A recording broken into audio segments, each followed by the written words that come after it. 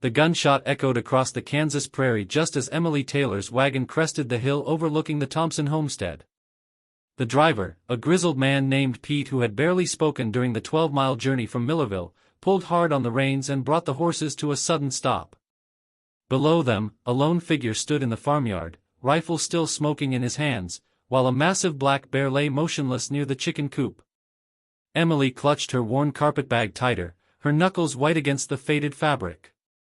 This was not the welcome she had expected, though truthfully, she had not known what to expect when the Miller family had practically shoved her onto this wagon with nothing but a hastily scrawled letter of introduction and cruel laughter echoing in her ears. "That be Jacob Thompson," Pete muttered, spitting tobacco juice over the side of the wagon. "Heard tell he was a crack shot, but never seen it myself till now." He glanced sideways at Emily, his weathered face creased with something between pity and curiosity. "You sure about this, girl? Miller's told me you was coming to work his place, but that man down there ain't had nobody but himself since his wife passed 2 winters back." Emily watched as the tall figure below bent to examine the dead bear, his movements deliberate and careful. Even from this distance, she could see the breadth of his shoulders beneath a worn flannel shirt, the way he carried himself with the quiet confidence of a man accustomed to handling dangerous situations alone. Jacob Thompson was not what she had imagined when Martha Miller had spoken his name with such vicious satisfaction. "The Miller said he requested help," Emily replied quietly, though she could hear the uncertainty in her own voice. The truth was more complicated, as it always seemed to be where the Miller family was concerned. She had been their burden for 8 years, ever since her parents died in the cholera outbreak that swept through eastern Kansas.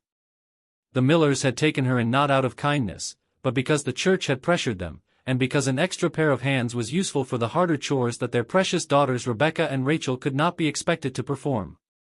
Pete urged the horses forward, and the wagon began its descent toward the farm buildings.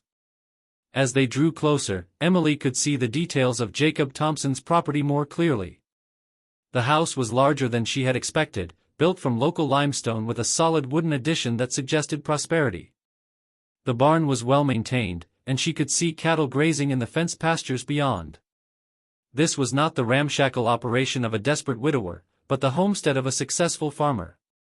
Jacob looked up at the sound of their approach, his rifle still in his hands. Emily felt a strange flutter in her chest as she saw his face for the first time. The Millers had spoken of him as if he were some sort of ogre, a man so disagreeable that he deserved whatever misfortune they could send his way. But the face that turned toward their wagon was not cruel or harsh. It was the face of a man perhaps 35 years old, with dark hair that needed cutting and eyes the color of storm clouds. There were lines of fatigue around those eyes, and a wariness that spoke of too many months of solitude. He approached the wagon slowly, his gaze moving from Pete to Emily with obvious confusion. When he spoke, his voice was deeper than she had expected, with a slight accent that suggested origin somewhere back east. "Pete Hawkins, what brings you out to my place? And who might this young lady be?" Pete climbed down from the driver's seat with the stiffness of age, stretching his back before reaching for Emily's single bag. "Got a delivery for you, Jacob. This here's Miss Emily Taylor. Miller sent word you was needing help around the place." Jacob's frown deepened, and Emily saw him glance toward the letter Pete was pulling from his coat pocket. As Jacob read the hastily written note, Emily studied his expression, watching for the moment when understanding would dawn, followed inevitably by disappointment or anger. She had seen that sequence of emotions too many times to count. But Jacob's reaction surprised her.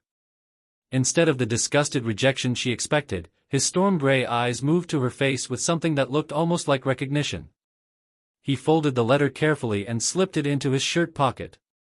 "Miss Taylor," he said finally, touching the brim of his hat in a gesture of respect that no Miller had ever shown her. "I apologize for the dramatic welcome. We've been having trouble with this particular bear for the better part of a month. He's been after my chickens, and today he finally got bold enough to come calling in broad daylight." Emily found her voice, though it sounded smaller than she would have liked. "I hope the chickens are safe, Mr. Thompson." Something in her tone seemed to catch his attention, and he looked at her more closely. "Most of them, thanks to my dog Buster giving me warning." As if summoned by his name, a large collie mix came trotting around the corner of the house, tail wagging. "The real question is what brings you to my doorstep, Miss Taylor? I don't recall sending word to the Millers that I needed help." Pete shifted uncomfortably, and Emily realized that he knew more about the situation than he had let on during their journey. The old man cleared his throat and spat again before speaking. "Well now, Jacob, seems there might be some confusion about the arrangements. But the girl's here now, and it's getting late. Maybe you folks can sort out the details while I head back to town." Emily felt a moment of panic as she realized Pete was preparing to abandon her here, regardless of whether Jacob Thompson actually wanted her presence. But before she could speak, Jacob stepped forward. "Of course. Miss Taylor, you must be tired from the journey. Please, come inside while I see to Pete and deal with our uninvited guest here." He gestured toward the dead bear. "We can discuss the particulars once you've had a chance to rest." As Pete drove away in the gathering twilight, Emily found herself alone with a man she did not know, on a farm 20 miles from the nearest town, with nothing but a vague letter from people who had never shown her an ounce of genuine kindness.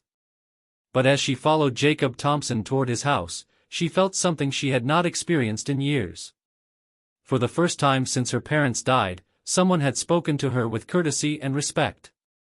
The interior of the Thompson house was a revelation. Emily had expected the dwelling of a widowed farmer to be rough and neglected, but what she found instead was a home that, while clearly missing a woman's touch, was clean and well organized. The main room served as both kitchen and sitting area, with a stone fireplace that provided warmth against the evening chill. A wooden table dominated the center of the room, its surface scarred but clean, and shelves lined the walls holding books, dishes, and various household items. Jacob lit a kerosene lamp, and the warm glow illuminated more details of his home. Emily noticed things that spoke of education and refinement. A chess set sat on a small side table, the pieces carved from what looked like ivory and ebony. Several books lay open on various surfaces, their pages marked with strips of paper. Most surprising of all, she spotted a violin case resting on a chair near the window. "Please, sit down," Jacob said, indicating one of the wooden chairs near the table. "You must be hungry after your journey. I'm afraid I'm not much of a cook, but I can manage coffee and some bread and cold meat." Emily perched carefully on the edge of the chair, still clutching her carpetbag. "Thank you, Mr. Thompson, but I don't want to be any trouble. Perhaps if you could just explain to me what the Millers told you in their letter, I can determine whether there's been some misunderstanding." Jacob poured water from a pitcher into a coffee pot and set it on the stove before turning back to her. In the lamplight, she could see that his eyes held a mixture of curiosity and something else she could not quite identify. "Miss Taylor, the letter from Henry Miller is quite brief. It simply states that you are in need of employment and that you are experienced in farm work and household management. It suggests that my situation as a widower makes me a suitable employer for your services." The careful phrasing told Emily everything she needed to know about the true nature of the Millers' scheme. They had not mentioned that she was their adopted daughter, or that they were sending her away because they had grown tired of supporting her. They had presented her as simply another farm girl looking for work, knowing full well that Jacob Thompson had never requested such assistance. "Mr. Thompson," she began carefully, "I believe there may have been some confusion. The Millers led me to understand that you had specifically requested help with your farm, but it seems that may not have been entirely accurate." Jacob studied her face in the lamplight, and Emily had the uncomfortable feeling that he was seeing far more than she intended to reveal. "Miss Taylor, I suspect that Henry and Martha Miller have their own reasons for arranging this situation, and I doubt those reasons have much to do with my actual needs." His voice was gentle but perceptive. "The question is not whether I requested help, but whether you need a place to stay and work to do." The simple kindness in his words nearly undid her. Emily had grown so accustomed to contempt and indifference that genuine concern felt almost foreign. She looked down at her hands, trying to maintain her composure. "I have been living with the Miller family since my parents died 8 years ago," she admitted. "They have provided for me, but I think they feel it is time I made my own way in the world." Jacob nodded slowly. "And they thought to solve both your problem and mine by sending you here." He moved to check the coffee, and Emily caught a glimpse of his profile in the lamplight. there was something about the set of his jaw that suggested he understood more about the miller's motivations than he was saying. "The truth is, Miss Taylor, I have been managing alone since my wife Elizabeth died, but it has not been easy. A farm this size requires more work than one person can reasonably handle, especially during planting and harvest seasons. If you are genuinely willing to work, and if you have experience with farm life, then perhaps the Millers have done us both a favor, regardless of their intentions." Emily looked up at him, searching his face for any sign of the reluctance or disgust she had learned to expect. But Jacob Thompson's storm-gray eyes held only honesty and a carefully controlled loneliness that resonated with something deep in her own heart. "I have experience with all aspects of farm work," she said quietly. "I can cook, clean, tend animals, help with crops, and manage a household. I am not afraid of hard work, and I would be grateful for the opportunity to earn my keep honestly." Jacob poured 2 cups of coffee and set one before her, the simple gesture feeling like a kindness she had almost forgotten existed. "Then we have an arrangement, Miss Taylor. I can offer you room and board, a small wage, and honest work. In return, you can help me keep this place running as it should be." As Emily wrapped her hands around the warm coffee cup, she felt something loosening in her chest that she had not realized was so tightly bound. For the first time in 8 years, she was having a conversation with someone who spoke to her as if she were a person of worth rather than an unwanted burden. "There is one thing I should tell you, Mr. Thompson," she said, meeting his eyes directly. "The Millers send their regards, but I suspect they also expect that you will find me unsuitable and send me back within a few days. I believe this arrangement was meant as some sort of joke at both our expense." Jacob's expression darkened slightly, and Emily glimpsed something harder beneath his gentle demeanor. "The Millers and I have had our differences over the years. They have made several offers to purchase my land, offers I have declined. Perhaps they thought to teach me some sort of lesson." "What kind of lesson?" Jacob was quiet for a long moment, staring into his coffee cup. When he looked up again, his eyes held a sadness that made Emily's chest tighten. "My wife was considered the beauty of Millerville. Elizabeth was everything that the Miller daughters aspire to be. Elegant, accomplished, sought after by every eligible man for miles around. When she chose to marry me instead of someone from their social circle, it created certain tensions in town." Emily began to understand the deeper currents of the situation. The Millers had not simply sent her away to be rid of her.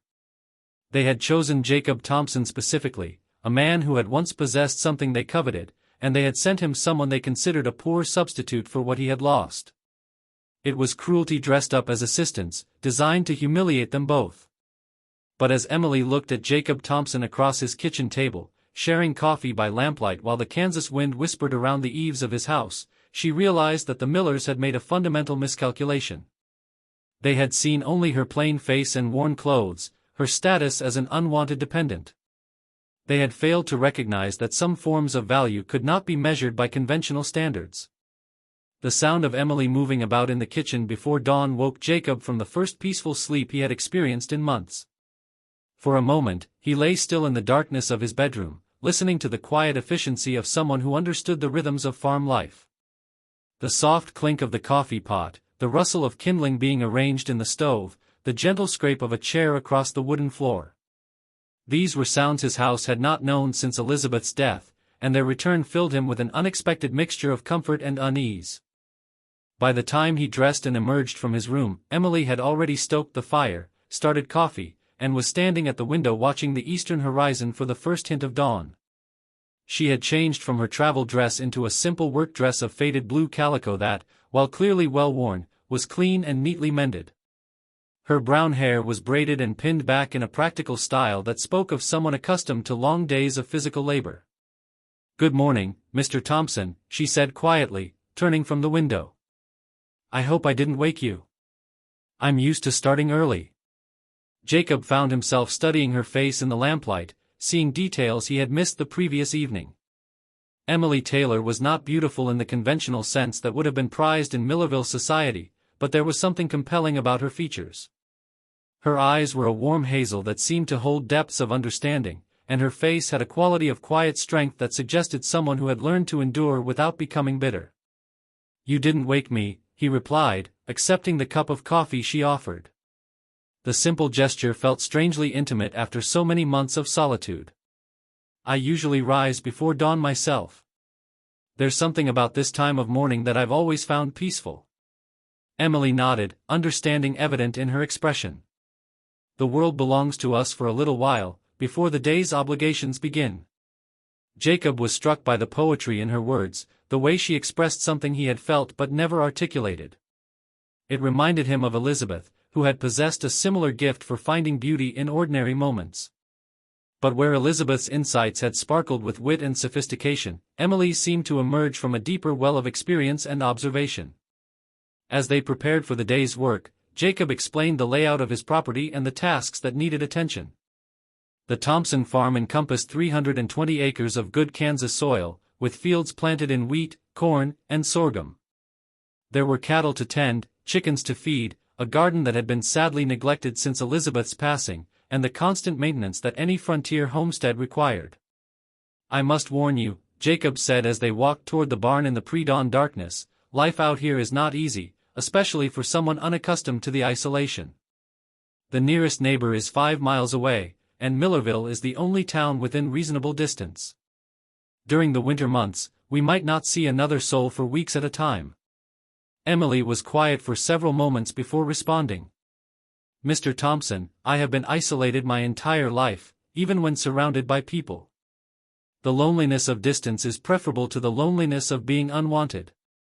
The simple honesty of her statement hit Jacob like a physical blow. He realized that whatever game the Millers thought they were playing, whatever cruel joke they believed they were perpetrating, Emily herself was an innocent victim of their machinations. She had been cast out from the only home she had known and sent to a stranger with nothing but the clothes on her back and a vague promise of work. The barn proved to be well organized and efficiently designed, with stalls for the horses, a section for the milk cows, and storage areas for feed and equipment. Emily moved through the space with the confidence of someone who had spent years doing similar work, assessing the animals' conditions and the state of supplies with a practiced eye. "Your livestock look healthy and well cared for," she observed, scratching the neck of a gentle bay mare who had come to investigate the newcomer. "But I can see where an extra pair of hands would be helpful, especially during calving season." Jacob watched as the mare, usually skittish with strangers, accepted Emily's touch without hesitation. Animals, he had learned over the years, possessed an instinct for recognizing genuine kindness. The fact that his livestock responded to Emily so readily told him more about her character than any number of references could have provided. As they worked through the morning chores, Jacob found himself studying Emily's methods and demeanor. She was clearly experienced in all aspects of farm work, handling the milking with efficient skill, feeding the chickens with an understanding of their temperaments, and assessing the condition of his equipment with the eye of someone who understood the crucial importance of maintaining tools in good repair. But it was during breakfast that Jacob began to understand the true depth of the miller's cruelty. As Emily prepared eggs, bacon, and fresh biscuits with ingredients from his well-stocked pantry, she commented quietly on the quality of his provisions. "You keep a better kitchen than most farm wives manage," she said, kneading dough for the biscuits with practiced hands. "The Millers always said you were barely managing to keep your place running, but everything I've seen suggests quite the opposite." Jacob set down his coffee cup with more force than necessary. "What exactly did the Millers tell you about my situation?" Emily's hands stilled in their work, and she looked up at him with those perceptive hazel eyes. "They said you were struggling to maintain your farm alone, that you desperately needed help but were too proud to ask for it. Martha Miller said you were probably half-starved and living in squalor, that your place was likely falling apart from neglect." The calculated nature of the Millers' deception became clear to Jacob. They had not simply cast Emily out. They had deliberately painted a picture of his circumstances designed to make her expect the worst, presumably so that when she arrived to find a well-maintained farm and a man capable of providing for her, she would be confused and off balance.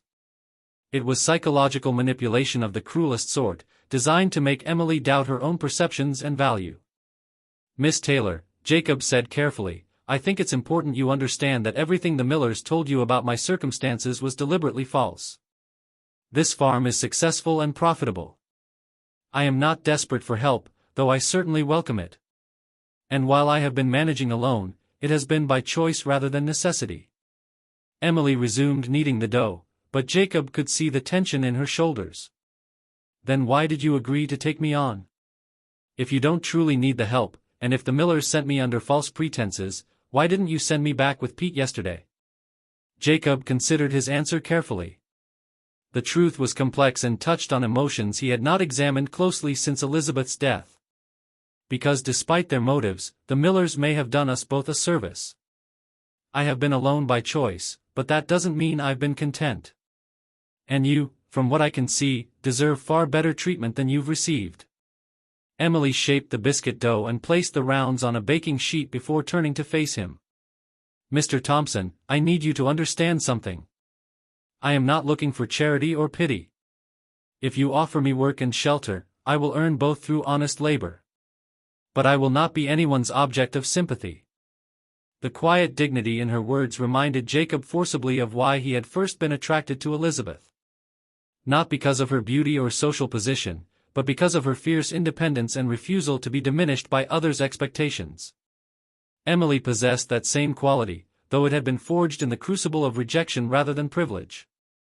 As the days passed, Jacob found himself constantly surprised by Emily's capabilities and insights. She threw herself into the work of the farm with an energy and competence that soon had his household running more smoothly than it had even during Elizabeth's time. But beyond her practical skills, Emily brought perspectives that challenged his assumptions about farming, community, and the way forward from grief. It was during their third evening together, as they sat on the porch watching the sun set over the Kansas prairie, that Jacob finally asked the question that had been troubling him since her arrival. Emily, he said, using her first name for the first time, what exactly was your relationship with the Miller family? I've been trying to understand their motivations in sending you here, but the more I learn about the situation, the less sense it makes. Emily was quiet for so long that Jacob wondered if she was going to answer at all. When she finally spoke, her voice held a careful control that suggested she was revealing more than she was comfortable sharing. My parents were Thomas and Mary Taylor. They owned a small farm outside of Millerville and were well regarded in the community. When the cholera epidemic swept through eastern Kansas 8 years ago, they both died within a week of each other. I was 14, with no other family. She paused, watching a hawk circling lazily in the distance. The church arranged for the Millers to take me in. They were compensated for my care, and I was expected to work to offset the cost of my keep. Jacob felt a cold anger building in his chest. The picture Emily was painting was not one of charitable adoption, but of indentured servitude dressed up as Christian charity. And the compensation? How long was it meant to continue? Until I reached the age of majority and could support myself independently. Emily's voice was steady, but Jacob could hear the pain beneath the careful control. I turned 22 last month. The payments from the church have stopped, and the Millers have made it clear that they consider their obligation fulfilled. The timing was no coincidence, Jacob realized. The Millers had waited until they were no longer being compensated for Emily's care, then used her as a weapon in their ongoing feud with him. It was a level of calculated cruelty that left him nearly speechless. But as he looked at Emily in the golden light of the prairie sunset, Jacob realized that the Millers had miscalculated in ways they could never have imagined. They had sent him someone they considered worthless, expecting him to be insulted by the gesture. Instead, they had brought him someone whose strength, intelligence, and capacity for loyalty were exactly what he had not known he was missing. The mystery deepened a week later when Emily discovered the letters while organizing Jacob's desk. She had asked permission to put his papers in order, explaining that the accumulation of bills, correspondence, and farm records was making it difficult to keep track of important documents. Jacob had agreed readily, grateful for her organizational skills and trusting her discretion with his private affairs. It was while sorting through a stack of older correspondence that Emily found them. 3 letters from Henry Miller, dated over the past 6 months, each more insistent than the last. The most recent, dated just 2 weeks before Emily's arrival, contained an offer to purchase Jacob's farm that was substantially higher than any previous bid the Millers had made. Jacob, Emily said, her voice tight with concern, I think you need to see these. Jacob read through the letters with growing alarm. The progression was clear and disturbing. The first letter was a straightforward business inquiry about his willingness to sell. The second, sent 3 months later, suggested that Jacob's situation as a widower was becoming untenable and that he should consider the advantages of selling out and starting fresh elsewhere. The third was barely veiled intimidation, warning that the community was growing concerned about his ability to maintain his property alone and suggesting that measures might need to be taken to ensure the land was properly utilized. "They've been planning this for months," Jacob said quietly. "Sending you here wasn't a spontaneous act of cruelty. It was part of a larger campaign to pressure me into selling." Emily sank into a chair, her face pale. "But why? Your farm is successful and well managed. Why are they so determined to acquire it?" Jacob walked to the window and looked out over his fields, seeing them now through different eyes. "Location," he said finally. "My property sits directly between the Miller Ranch and the railroad depot. If they owned this land, they could ship their cattle to market without having to drive them around my boundaries. It would save them time and money, and give them control over the entire shipping corridor from Millerville." The revelation cast Emily's presence in an entirely new light. The Millers had not simply sent her away to be rid of her. They had positioned her as a tool in their campaign to acquire Jacob's land, expecting that a desperate man would either be driven to distraction by an incompetent helper or would be so insulted by their gesture that he would sell out of spite. But as Emily and Jacob looked at each other across his kitchen, both understanding the full scope of the manipulation they had been subjected to, they realized that the Millers had made a fundamental error in their calculations. They had underestimated both Jacob's character and Emily's capabilities, and in doing so, they had inadvertently created an alliance that was far stronger than the sum of its individual parts. The question now was what they were going to do about it, and whether the Millers would be content to let their failed scheme rest, or if there were other pressures yet to come. As if in answer to that unspoken concern, the sound of approaching horses drifted across the prairie, and Jacob recognized the distinctive rhythm of multiple riders moving with purpose rather than casual travel. The Millers, it seemed, were not content to wait and see how their little experiment would unfold. They were coming to check on their handiwork, and Jacob suspected that Emily's first real test was about to begin.